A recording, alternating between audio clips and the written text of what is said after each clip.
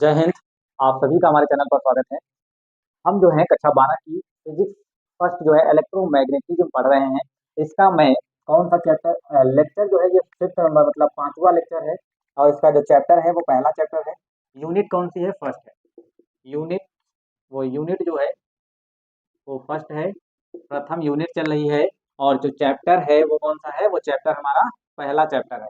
जिस चैप्टर का नाम क्या है? विद्युत आवेश एवं वैद्युत क्षेत्र। क्या नाम है इसका?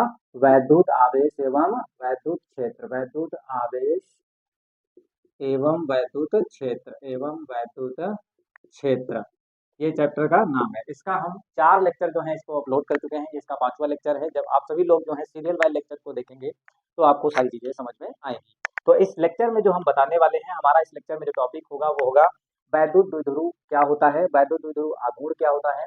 इस टॉपिक को इस वाले लेक्चर में हम डिस्कस करेंगे। ठीक है, तो बिना टाइम वेस्ट किए वीडियो को शुरू करते हैं। आप लोगों को अपने टाइम खराब नहीं करना है। और अभी तक यदि वीडियो को लाइक शेयर सब्सक्राइब नहीं किए हो तो जल्द से आप इसको क्या करें, लाइक शेयर सब्सक्राइब कर लें और दोस्तों तक शेयर कर दीजिए। यही आपकी कोई इच्छा रहेगी। हम वीडियो को शुरू करते हैं।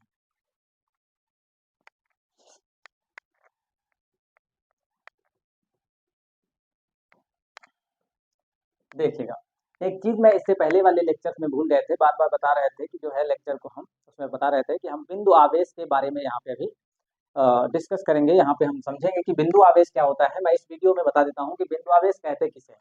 पहली हेडिंग हमारी रहेगी बिंदु आवेश। लेक्चर कौन सा है ये यहाँ पे लिख देते हैं। लेक्चर नंबर 5 है। कौन सा है? 5। लेक्चर नंबर 5 है। अब यहाँ पे देखिए पहली हेडिंग हमारी रहेगी बिंदु आवेश किसे कहते हैं। ठीक है, बिंदु आवेश, क्योंकि इस चीज को जब आप समझोगे इसमें आने वाली सारी चीजें तभी समझ में आएंगी, क्योंकि हर एक चीज जो है बिंदु आवेश पर डिपेंड है। हर एक डेफिनेशन में ज्यादातर बिंदु आवेश नामक शब्द का यूज किया गया है। तो बिंदु आवेश क्या होता है इसको हम समझते हैं। बिंदु आवेश कहते किसे हैं वो चीज समझते हैं। देखिए, यदि आवेशित वस्तुओं का आकार, मान लेते हैं ये दो वस्तुएं हैं हमारे पास, एक ये वस्तु है और एक वस्तु है, दोनों हैं अलग अलग हैं।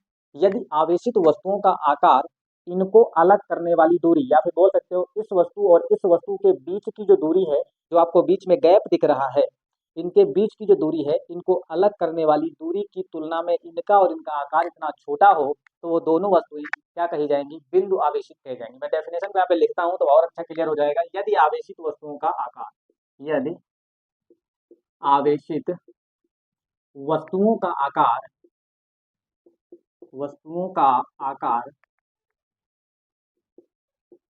यदि आवेशित वस्तुओं का आकार, उनको अलग करने वाली दूरी, उनको अलग करने वाली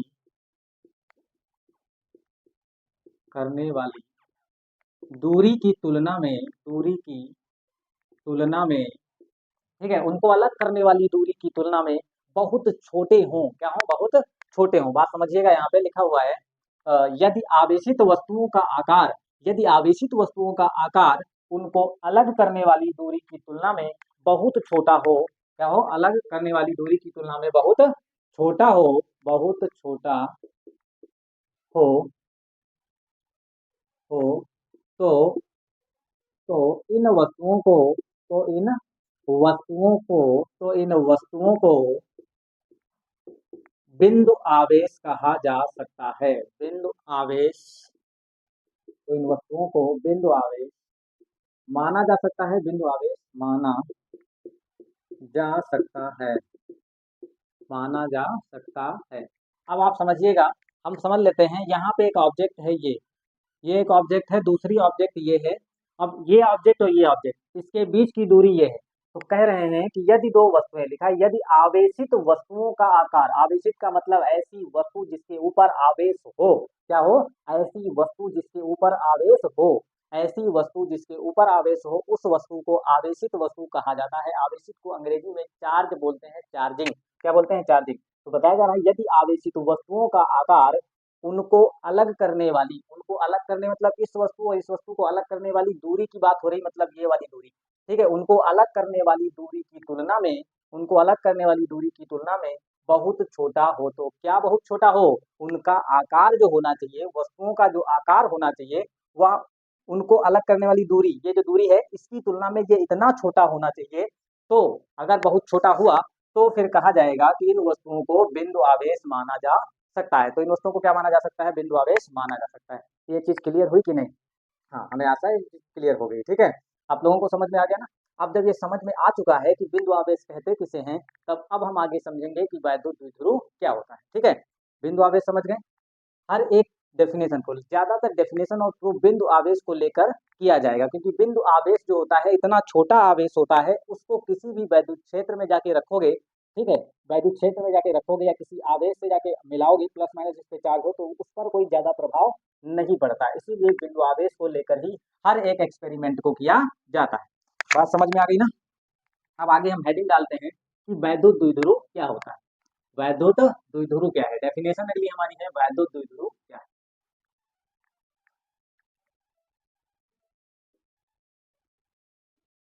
वैद्युत वैद्युत द्विध्रुव, वैद्युत द्विध्रुव को अंग्रेजी में इलेक्ट्रिक डाइपोल कहा जाता है। इलेक्ट्रिक डाइपोल, इलेक्ट्रिक डाइपोल, ठीक है। वैद्युत द्विध्रुव को अंग्रेजी में क्या कहा जाता है? इलेक्ट्रिक डाइपोल कहा जाता है। इलेक्ट्रिक का मतलब होता है चार्ज, और डाई मतलब दो, और पोल मतलब ध्रुव। इलेक्ट्रिक का मतलब होता है चार्ज, और डाई मतलब दो, और पोल मतलब ध्रुव। ऐसा कोई कंपाउंड या ऐसा कोई अणु या परमाणु लीजिए जिसमें बराबर परिमाण के और विपरीत प्रकृति का, बराबर परिमाण का और विपरीत प्रकृति का दो डाइपोल बन जाए, दो ध्रुव बन जाए। मैं एक चीज समझाते हैं यहाँ पे, देखिएगा। जैसे कि एग्जाम्पल की बात किया जाए तो HCl जो होता है, HCl क्या है? इलेक्ट्रिक डाइपोल में आता है, वैद्युत द्विध्रुव कंपाउंड है। अब वैद्युत द्विध्रुव कंपाउंड है, जब ये बना था, तब इसके बना, जब ये मतलब ये बन रहा था, तो इसके बीच में और क्लोरीन के बीच में, हाइड्रोजन और क्लोरीन के बीच के बॉन्ड में एक साझेदारी हुई थी। ठीक है, ये बॉन्ड हो गया। हाइड्रोजन का जो इलेक्ट्रॉन था और क्लोरीन का जो इलेक्ट्रॉन था, उसके बीच में साझेदारी हुई थी जब बना था। मान लिया जब बना था, तो ये दोनों, इसका एक इलेक्ट्रॉन और इसका इलेक्ट्रॉन बिल्कुल बीच में था। कहाँ पे था? बिल्कुल बीच में। हाइड्रोजन का जो इलेक्ट्रॉन था और जो क्लोरीन का इलेक्ट्रॉन था, दोनों साझेदारी से एक बॉन्ड बनाए थे, और इसका एक बॉन्ड बनाने के बाद एक कंपाउंड तैयार हुआ HCl। ठीक है, डीलिंग हुई थी कि मैं अपना इलेक्ट्रॉन यहाँ पे रख रहा हूँ और ये भाई साहब यहाँ पे अपना इलेक्ट्रॉन रख रहे हैं, फिर इसके बाद साझेदारी से क्या बनाएंगे? सिंगल बॉन्ड बना करके कंपाउंड को बनाएंगे। ठीक है, HCl बन गया। लेकिन लेकिन लेकिन यहाँ पे लेकिन वाली बात ये होती है, जब आप केमिस्ट्री में पढ़ोगे कि विद्युत ऋणात्मकता क्या होती है, विद्युत ऋणात्मकता की जब कंपैरिजन देखने जाओगे, तो क्लोरीन की विद्युत ऋणात्मकता जो होती है वो सबसे ज्यादा होती है। ठीक है, क्या होती है? क्लोरीन की विद्युत ऋणात्मकता जो होती है वो हाइड्रोजन की तुलना में ज्यादा होती है। क्लोरीन की विद्युत ऋणात्मकता हाइड्रोजन की तुलना में ज्यादा होती है। क्या बोल रहा हूँ? बात समझ में आ रही है? हमको पता है तुमको आ रही बात समझ में, कि क्लोरीन की विद्युत ऋणात्मकता का मतलब नहीं जानते हो क्या होता है? हमको पता है तुमको विद्युत ऋणात्मकता का मतलब नहीं पता। मैं सिंपल भाषा में विद्युत ऋणात्मकता का मतलब बताता हूँ। विद्युत ऋणात्मकता का मतलब होता है कि साझेदारी के इलेक्ट्रॉनों को खींचने की ताकत, या फिर इलेक्ट्रॉनों को खींचने की जो ताकत होती है, वह क्लोरीन की ज्यादा है। मतलब जिसमें जिसमें इलेक्ट्रॉनों को सहसंयोजी बॉन्ड में से इलेक्ट्रॉनों को नाभिक की तरफ खींचने की ताकत जिसकी ज्यादा होगी, उसकी विद्युत ऋणात्मकता सबसे ज्यादा कही जाती है, और जिसकी कम होगी उसकी विद्युत ऋणात्मकता कम होगी। जैसे हम ये कहें कि ये क्लोरीन का नाभिक है और इसका सहसंयोजी, ये लास्ट वाला बॉन्ड है, इसमें एक इलेक्ट्रॉन है, और इस इलेक्ट्रॉन को जो है ये नाभिक इसको खूब कस के पकड़ के रखा है हाइड्रोजन की तुलना में। हाइड्रोजन का भी ये नाभिक मान लीजिए, इसके चारों ओर एक इलेक्ट्रॉन, इसमें एक ही इलेक्ट्रॉन होता है। तो विद्युत ऋणात्मकता का मतलब समझिएगा, ये बाहर कक्षा का जो इलेक्ट्रॉन है, इसे संयोजी कक्षा भी कहते हैं। संयोजी कक्षा का जो इलेक्ट्रॉन है, उसको ये नाभिक कितनी ताकत से खींच रहा है, कितनी मजबूती से पकड़ के रखा है, इस मजबूती को जफ कहा जाता है। ठीक है, इस जफ, जिसका जफ ज्यादा होता है, जफ जिसका ज्यादा होता है, केमिस्ट्री पढ़िएगा आ जाएगा समझ में, जिसका जफ ज्यादा होता है उसकी विद्युत ऋणात्मकता भी ज्यादा होती है। इसका जफ इसकी तुलना में क्या होता है? कम होता है। इसका कम होता है, इसका ज्यादा होता है। जब इसका जफ ज्यादा है तो इसकी विद्युत ऋणात्मकता ज्यादा होती है।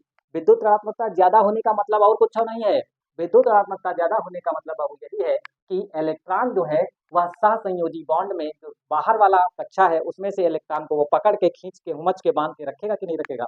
जो इलेक्ट्रॉनों को खूब कस के जकड़ के रखता है, उसकी विद्युत ऋणात्मकता ज्यादा होती है। तो यहाँ पे देखिएगा, इसकी विद्युत ऋणात्मकता जो है, क्लोरीन की जो विद्युत ऋणात्मकता है वो ज्यादा है, किसकी तुलना में? हाइड्रोजन की तुलना में। जब हाइड्रोजन की तुलना में विद्युत ऋणात्मकता इसकी ज्यादा है, तो ये चीटिंग करेगा। क्या करेगा? ये होशियारी करता है, ये चीटिंग करता है। क्या करता है? देखिएगा क्या करता है। पहले जो इलेक्ट्रॉन बीचों बीच में थे, वो थोड़ा सा इलेक्ट्रॉन ये दोनों उसकी तरफ शिफ्ट हो जाते हैं। क्या हो जाते हैं? बिल्कुल थोड़ा सा जब उसकी तरफ शिफ्ट हो जाते हैं, क्लोरीन अपने इन दोनों इलेक्ट्रॉनों को चीटिंग करके अपनी तरफ हल्का सा खींच लेता है। क्यों? क्योंकि इसकी विद्युत ऋणात्मकता ज्यादा है, और विद्युत ऋणात्मकता ज्यादा होने का मतलब है कि वह इलेक्ट्रॉनों को खींच सकता है अपनी तरफ हाइड्रोजन की तुलना में।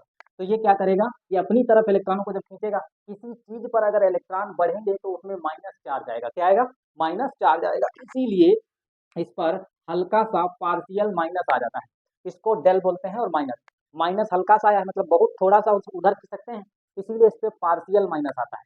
और इस पर से इलेक्ट्रॉन उधर गए हैं, मतलब पूरे के पूरे नहीं चले गए हैं, ठीक है, मत ये समझ लेना कि पूरे के पूरे चले गए। हम समझाने का प्रयास कर रहा हूँ, बॉन्ड तो अभी बना हुआ है, ठीक है, लेकिन हल्का सा वो उधर शिफ्ट हो गए हैं। जब हल्का सा उधर शिफ्ट हो गए हैं तो इस पे पार्शियल माइनस आएगा, मतलब थोड़ा सा। इस पार्शियल का मतलब होता है, डेल का मतलब होता है बहुत थोड़ा सा माइनस आया है। और इधर अगर थोड़ा सा इधर से उधर गए हैं तो इस पर हल्का सा प्लस आ जाएगा, तो इससे डेल प्लस आ जाता है। तो एक ध्रुव बन जाता है, जितना माइनस का इधर चार्ज आया उतना ही प्लस का इधर चार्ज आया, परिमाण में बराबर है। जितना इधर प्लस का है उतना इधर माइनस का है। अगर हम कहें कि इधर जो है प्लस का 10 आया है तो इधर भी प्लस का, अगर इधर 10 आया तो माइनस का 10 इधर आया। 10 जो है नंबर में समान है कि नहीं, 10 इधर 10 इधर, लेकिन एक तरफ प्लस एक तरफ माइनस है। ये चीज समझ पाए कि नहीं, इतनी चीज अगर समझ गए हैं तो अब आप इसकी डेफिनेशन समझ जाएंगे। इसी चीज को बोलते हैं इलेक्ट्रिक डाइपोल। क्या बोलते हैं, इलेक्ट्रिक डाइपोल। इलेक्ट्रिक का मतलब चार्ज होता है, डाई मतलब दो होता है, पोल मतलब ध्रुव, ठीक है। ऐसा यौगिक जिसमें चार्ज जो होता है दो ध्रुवों पर आ जाता है, दो किनारों पर चार्ज आ जाए उसको इलेक्ट्रिक डाइपोल बोलते हैं। बात समझ में आ गई होगी, ठीक है। अब आगे देखते हैं इसकी डेफिनेशन को। देखो डेफिनेशन वेरी सिंपल। जब दो समान परिमाण एवं विपरीत प्रकृति के आवेश, यहीं पे लिखा है, जब दो समान परिमाण, देखो परिमाण में समान होना चाहिए। डेल इधर भी लिखा है, डेल इधर भी लिखा है, ये नहीं डेल की जगह पे कुछ और लिखा है। डेल इधर भी डेल इधर भी। जब दो समान परिमाण एवं विपरीत प्रकृति के आवेशों को अत्यंत पास रख दिया जाता है तो उससे बना निकाय जो होता है वह द्विध्रुव कहलाता है, ठीक है। तो यहाँ पे लिखते हैं, जब दो समान परिमाण, जब दो समान परिमाण एवं विपरीत विपरीत प्रकृति, जब दो समान परिमाण एवं विपरीत प्रकृति के, जब दो समान परिमाण एवं विपरीत प्रकृति के आवेशों आवेशों को अत्यंत पास अत्यंत पास रखा जाता है, अत्यंत पास रखा जाता है, रखा जाता है, अत्यंत पास रखा जाता है, तो इससे बना निकाय, तो इससे बना निकाय, इससे बना निकाय वैद्युत द्विध्रुव कहलाता है। क्या कहलाता है, वैद्युत द्विध्रुव कहलाता है, वैद्युत द्विध्रुव कहलाता है। बात समझ में आई, फिर से समझाते हैं। डेफिनेशन बड़ी सिंपल है, परिभाषा पूछी जाती है, इंपॉर्टेंट है, मैं इसी वीडियो में याद कराऊंगा, ठीक है। देखिएगा यहाँ पे, जब दो, यहाँ लिखा है जब दो समान परिमाण, देखिएगा परिमाण समान है तो याद करो, जब दो समान परिमाण, जब दो समान परिमाण, जब दो समान परिमाण एवं विपरीत प्रकृति के, विपरीत प्रकृति का मतलब होता है एक पर प्लस एक पर माइनस, विपरीत का मतलब उल्टा होता है, प्लस माइनस होना चाहिए। क्या होना चाहिए, प्लस और माइनस होना चाहिए। तो विपरीत प्रकृति का क्या बताओगे, विपरीत प्रकृति का, जब दो समान परिमाण एवं विपरीत प्रकृति के आवेशों को, एक प्लस ले लीजिए एक माइनस ले लीजिए और बहुत पास ले जाकर के रख दीजिए, क्योंकि जो परमाणु होते हैं उसमें प्लस माइनस बहुत पास पास होता है, ठीक है। आवेशों को अत्यंत, ठीक है, पास रखा जाता है तो इससे बना निकाय वैद्युत द्विध्रुव कहलाता है। तो इससे बना निकाय क्या कहलाता है, वैद्युत द्विध्रुव कहलाता है। सिंपल परिभाषा है, समझ में आएगी। एक बार और रिपीट करते हैं, फिर इसके बाद अगला टॉपिक देखते हैं, ठीक है। बात समझ में आ रही, देखिएगा, जब दो समान परिमाण एवं विपरीत प्रकृति के आवेश, क्या बताओगे, जब दो समान परिमाण एवं विपरीत प्रकृति के आवेशों को, ठीक है, जब दो समान परिमाण एवं विपरीत प्रकृति के आवेशों को अत्यंत पास रखा जाता है तो इससे बना निकाय वैद्युत द्विध्रुव कहलाता है।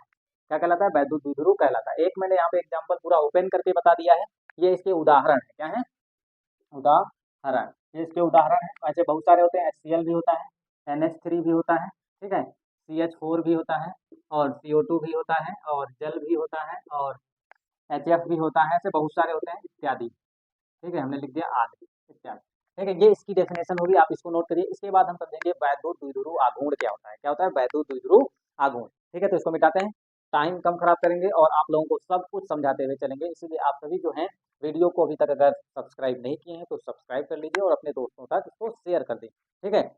और एक कमेंट जरूर कर दिया करें सभी लोग जो हैं, जो भी वीडियो देख रहा है ये बच्चा जो है अपने भावनाओं को जो है अवश्य लिख दिया करें कि आपको वीडियो समझ में आ रहा है कि नहीं आ रहा है, कोई कमी हो तो उसको भी लिख दिया करें, उसको दूर करने की चेष्टा करूंगा। ओके, अब आगे देखिएगा वैद्युत द्विध्रुव आघूर्ण क्या होता है।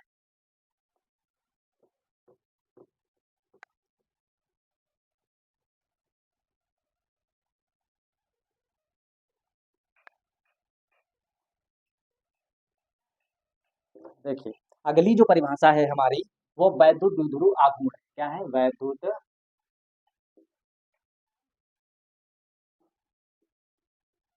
अरे भाई साहब ये क्या हो रहा है? ठीक है, यहाँ पे क्या होगा? वैद्युत द्विध्रुव आघूर्ण क्या होता है? आघूर्ण, इसको अंग्रेजी में बोलते हैं इलेक्ट्रिक डाइपोल मोमेंट। क्या बोलते हैं? Electric, electric dipole moment, electric dipole moment कहते हैं। क्या कहते हैं? इलेक्ट्रिक डाइपोल मोमेंट, वैद्युत द्विध्रुव आघूर्ण। अब हम समझ लेते हैं, इसकी पहले एक डायग्राम बना लेते हैं वैद्युत द्विध्रुव आघूर्ण का। मान लिया एक ये प्लस आवेश है,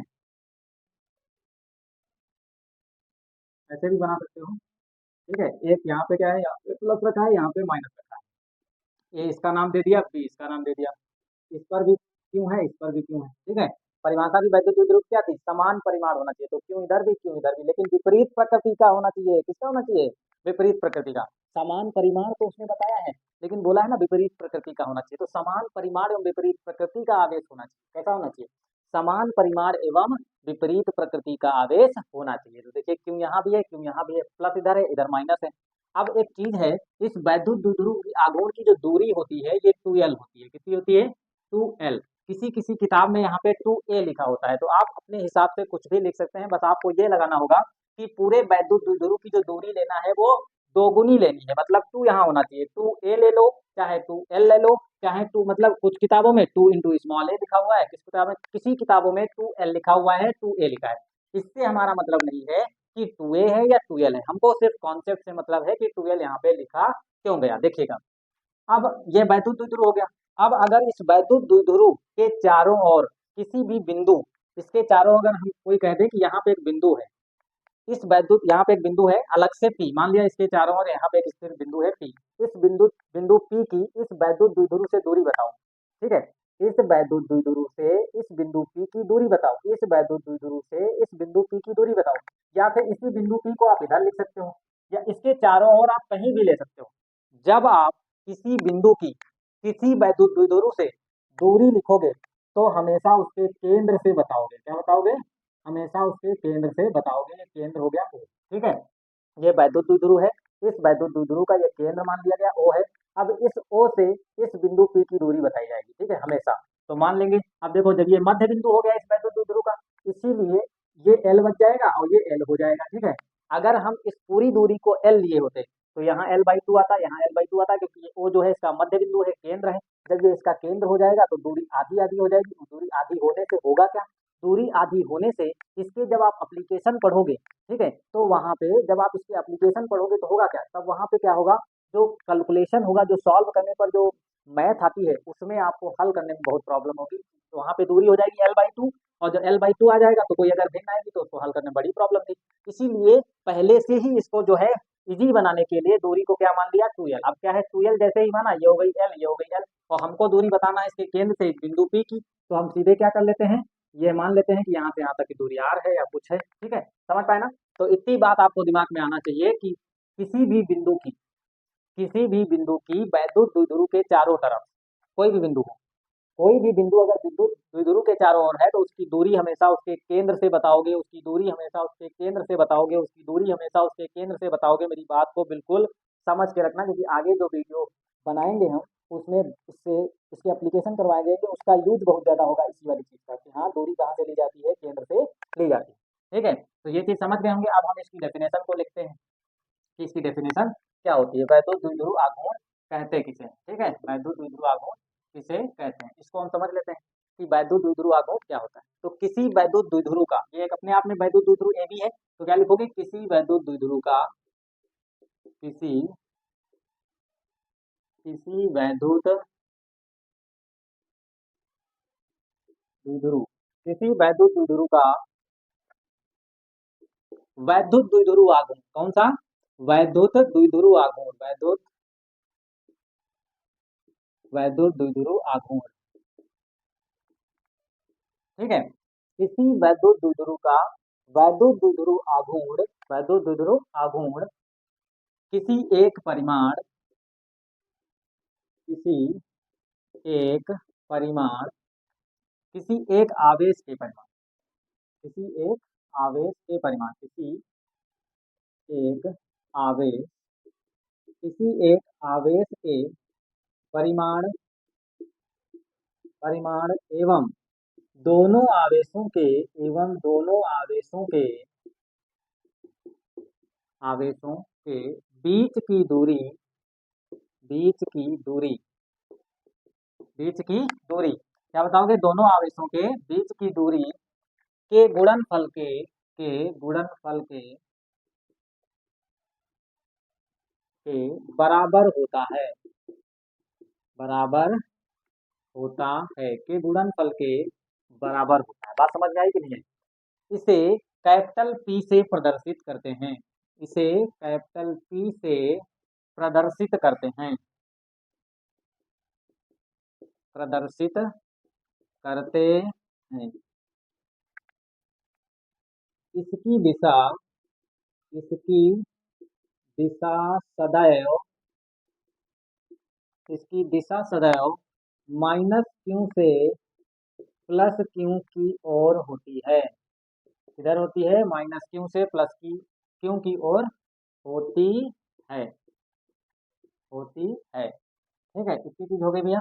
माइनस क्यू से प्लस क्यू की ओर होती है। अब इस डेफिनेशन को पहले हम समझ लेते हैं। देखो लिखा क्या है, ये अपने आप में एक वैद्युत द्विध्रुव है। अगर आपको वैद्युत द्विध्रुव आघूर्ण की परिभाषा लिखनी है तो सबसे पहले आपको शब्द यूज में लेना पड़ेगा वैद्युत द्विध्रुव। कौन सा? वैद्युत द्विध्रुव। परिभाषा किसकी लिखना है? वैद्युत द्विध्रुव आघूर्ण की।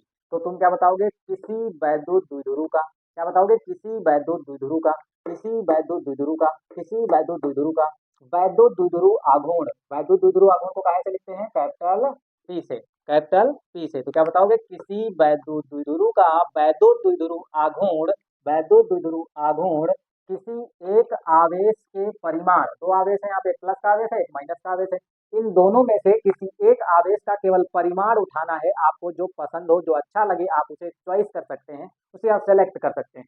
चाहे आप ये वाला क्यों लिख लीजिए, चाहे आप ये वाला क्यों लिख लीजिए, क्योंकि इसकी परिभाषा जो होती है, इसका जो फार्मूला होता है वो कैपिटल पी बराबर होता है क्यू इंटू टू एल। अभी मैं इसको लिखवाऊंगा आगे, पहले डेफिनेशन समझ लेते हैं। देखिए यहाँ पे क्या लिखा हुआ है, उधर देखते जाइए, इधर भी। किसी वैद्युत द्विध्रुव का वैद्युत द्विध्रुव आघूर्ण, ये रहा वैद्युत द्विध्रुव आघूर्ण कैपिटल पी, किसी एक आवेश के परिमाण, एक आवेश का परिमाण लिया गया है, किसी एक आवेश के परिमाण एवं दोनों आवेशों के बीच की दूरी, दोनों आवेशों के बीच की दूरी, इन दोनों आवेशों के बीच की दूरी क्या है? दोनों आवेशों के बीच की दूरी क्या है? दोनों आवेशों के बीच की दूरी ट्वेल्व है कि नहीं है? ट्वेल्व है ना? दोनों आवेशों के बीच की दूरी ट्वेल्व, दोनों आवेशों के बीच की दूरी के गुणनफल के बराबर होता है, के गुणनफल के बराबर होता है, दोनों की गुणा होंगे के गुणनफल के बराबर होता है। अब मैं इसको थोड़ा फास्ट पढ़ाऊंगा। देखो, इसे कैपिटल पी से प्रदर्शित करते हैं, इसे कैपिटल पी से प्रदर्शित करते हैं। इसकी दिशा सदैव माइनस क्यू से प्लस क्यू की ओर होती है। आपको याद रखना पड़ेगा, इसकी जो दिशा होती है वो कहाँ होती है? इसकी दिशा सदैव माइनस क्यू से प्लस क्यू की ओर होती है, इसकी दिशा माइनस क्यू से प्लस क्यू की ओर होती है। इसी के क्लियर हो गए कि नहीं? अब मैं इसको थोड़ा समझाता हूँ फास्ट। बताओगे किसी वैद्युत द्विध्रुव का वैद्युत द्विध्रुव आघूर्ण, किसी वैद्युत द्विध्रुव का वैद्युत द्विध्रुव आघूर्ण किसी एक आवेश के परिमाण तथा दोनों आवेशों के बीच की दूरी के गुणनफल के बराबर होता है। किसी वैद्युत द्विध्रुव का वैद्युत द्विध्रुव आघूर्ण किसी एक आवेश के परिमाण तथा दोनों आवेशों के बीच की दूरी के गुणनफल के बराबर होता है। इसे कैपिटल पी से प्रदर्शित करते हैं। इसकी जो दिशा होती है वह सदैव माइनस क्यू से प्लस क्यू की ओर होती है। ठीक है, इतना चीज लिख लिया। अब मैं इसको मिटा दूंगा, फिर इसके आगे जो है इसके बारे में फार्मूला कैसे आएगा वो लिखवाते हैं। ठीक है, इसका आप स्क्रीनशॉट लीजिए जल्दी से, फिर आगे देखते हैं।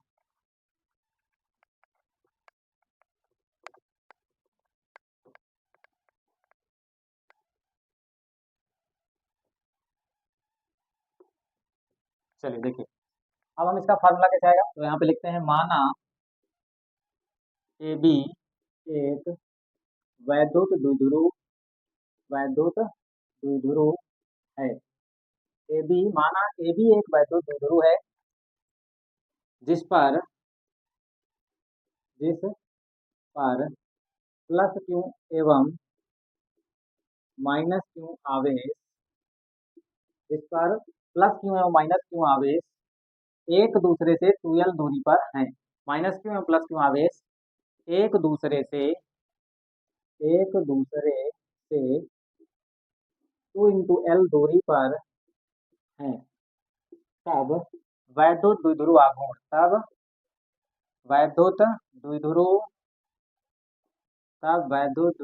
आघूर्ण, तब वैद्युत द्विध्रुव आघूर्ण क्या हो जाएगा, कैपिटल P बराबर, तब वैद्युत द्विध्रुव आघूर्ण कैपिटल P बराबर पहले लिख दोगे, माना ए बी एक वैद्युत द्विध्रुव है जिस पर प्लस क्यू एवं माइनस क्यू आवेश एक दूसरे से 2l दूरी पर रखे हैं। ठीक है, तब वैद्युत द्विध्रुव आघूर्ण कैपिटल P बराबर Q इंटू 2l, क्या लिखोगे, Q इंटू 2l, ये हो गया इसका फॉर्मूला। ठीक है, ये इसका क्या हो गया, फार्मूला हो गया, कैपिटल P बराबर Q इंटू 2l। अब हम क्या लिखेंगे, वैद्युत द्विध्रुव आघूर्ण का मात्रक, तो लिखेंगे P का मात्रक, P बोले तो वैद्युत द्विध्रुव आघूर्ण, कैपिटल P बराबर क्या होता है, वैद्युत द्विध्रुव आघूर्ण, तो वैद्युत द्विध्रुव आघूर्ण का मात्रक, क्यों का एसआई मात्रक क्या होता है, आवेश का जो एसआई मात्रक होता है वो कूलाम होता है, क्या होता है, कूलाम होता है, इंटू 2l अपने आप में क्या है, दूरी है, तो दूरी का एसआई मात्रक क्या होता है, मीटर होता है, तो कूलाम इंटू मीटर हो जाएगा, क्या हो जाएगा, कूलाम इंटू मीटर हो जाएगा, कूलाम इंटू मीटर हो जाएगा, पी का जो मात्रक हो जाएगा वो कूलाम इंटू मीटर हो जाएगा। अब इसका विमीय सूत्र भी पूछा जाता है, तो इस विमीय सूत्र को हम इधर देख लेते हैं, पी का विमीय सूत्र, पी का कौन सा सूत्र, विमीय सूत्र। अब देखिए पी का विमीय सूत्र भी पूछा जाता है, और विमीय सूत्र को बाबू हमेशा काहे में लिखा जाता है, बड़े कोष्टक में, अर्थात उसको गुरु कोष्टक बोला जाता है, क्या बोला जाता है, गुरु कोष्टक, ठीक है, लार्ज ब्रैकेट बोलते हैं, ठीक है, तो गुरु कोष्टक मतलब ये वाला कोष्टक। अब आवेश है, तो आवेश का जो कूलाम, मतलब आवेश का मात्रक कूलाम होता है, कूलाम आवेश का जो विमीय सूत्र होता है, अगले इससे पहले वाले वीडियो में बताएं क्या होता है, आवेश का विमीय सूत्र जो होता है वो A इंटू टी होता है, और फिर यहाँ पे देखिए मीटर का विमीय सूत्र L हो जाएगा, तो यहाँ पे क्या हो जाएगा, LTA बोला जाएगा, क्या बोला जाएगा, LTA, L हो गया मीटर का, और T हो गया तुम्हारा कूलाम, कूलाम को क्या लिखते हैं, आवेश को लिखा जाता है धारा इंटू समय, धारा को एम्पियर लिखते हैं कैपिटल A, और समय को कैपिटल T, तो क्या हो जाएगा, LTA हो जाएगा। इतना चीज समझ में आ गया, इसको आप नोट करिएगा, ठीक है, और फिर इसके आगे देखते हैं।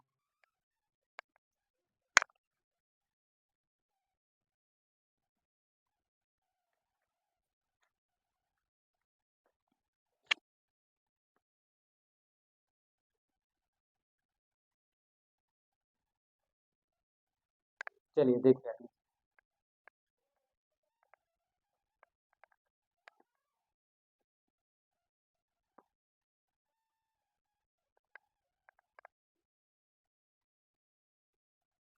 तो मित्रों, आप लोगों को ये वीडियो जो है पसंद आया होगा, ठीक है, यदि आपको वीडियो पसंद आता है तो अपने मन की भावनाओं को प्लीज अपने हमारे इस कमेंट बॉक्स में जरूर कमेंट किया करें। आपके कमेंट से जो है हमको बड़ी खुशी मिलती है, क्योंकि जब आप कमेंट करते हो तो हमको पता चलता है कि वीडियो जो है वो पसंद आ रहा है। वीडियो जब आपको पसंद आया करे तो एक कमेंट अवश्य कर दिया करें, क्योंकि 2 सेकंड की बात होती है, 2 मिनट 1 मिनट लगेगा, आप 1 मिनट दे करके हमारी खुशियों को बढ़ा सकते हो, जिससे आप लोगों को ही फायदा होगा, क्योंकि जब आप कमेंट करोगे तो उसको पढ़ेंगे, उसकी आपकी समस्याओं को देखूंगा और अच्छे अच्छे वीडियो आप लोगों तक लाऊंगा, ठीक है।